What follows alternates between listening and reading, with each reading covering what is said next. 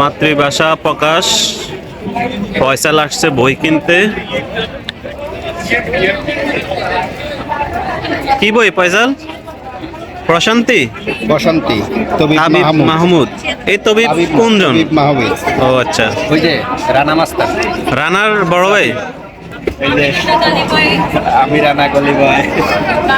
আপু তো দেখি গান শুনে, আমি রানা গলি ভাই।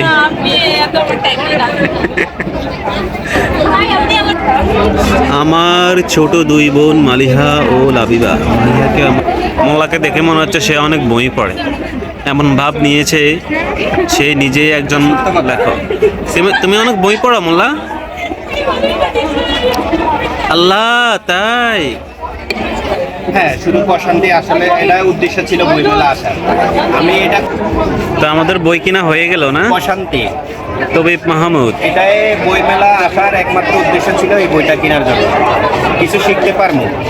আচ্ছা আচ্ছা যার কারণে তবিব মাহমুদ লিখেছে। এর প্রতিটা কথা আপনার প্রতিটা পথ চলায় হেল্প করবে। আচ্ছা। মোল্লা বই কিনতে, বইয়ের কালার খোঁজা। এলন মাস্ক, দুনিয়ার সব টাকা পয়সা এলন মাস্ক আর বিল গেটস রাখে দিয়েছে, এই জন্যই আমি টাকা পয়সা রাখতেছি।